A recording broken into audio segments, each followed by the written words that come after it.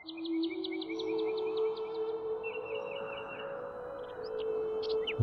Kapitulo 14. Palingasngasan ing pusoyo. Maniwala ko king Dios. Maniwala kayo naman kanako. King balen ng ibba ko ating dakal atok naman. Nungemo makanyan. Sinabi ko na sa ke kayo. Uling umeko bang isadyake ke kayo ing metong akarinan. At nung makona ko at asadyake ke kayo ing karinan, datang kong pasibayo. At ako, tanggapan da kayo kanako. Bang nung nuko ka rin kayo naman. At nung nuko ume, baluyo, at baluye ing dalan. Sinabi na kayang Tomas, Gino, emi balo ing ayan mo. Makanano mayaping abalo ing dalan. Jesus sinabi na kaya, Ako ing dalan, ating katutuan, ating be. Ninuman, alang miras keng iba, nunge king uli ko.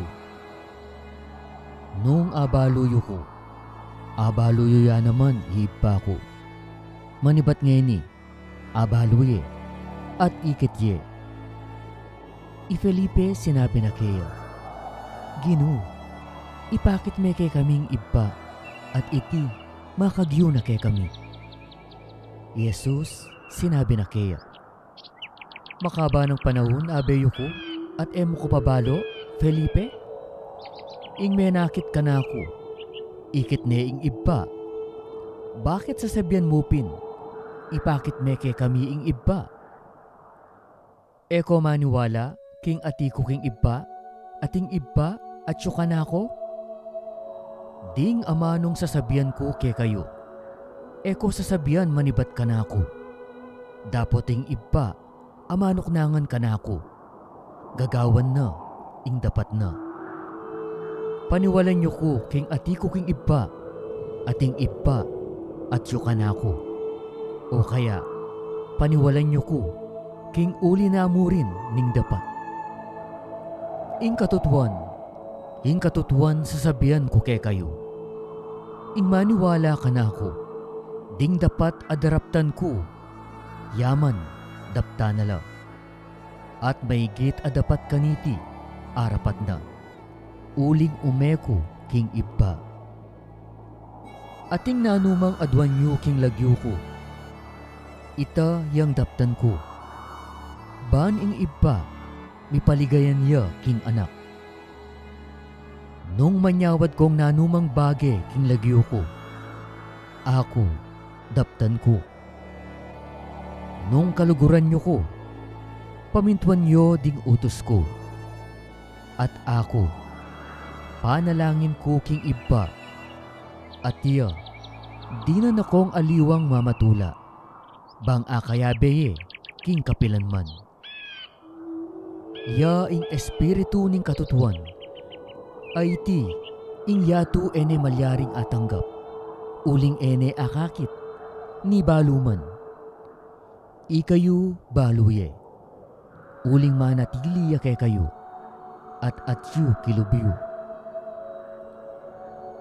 Era ko lakuan dili-dili, ako datang ko kay kayo. Saguli pa, ating yato e nanako akit. Dapot ikayo, akit yu ko. Uling ako, mabiye ko. Ikayo man, miye kayo.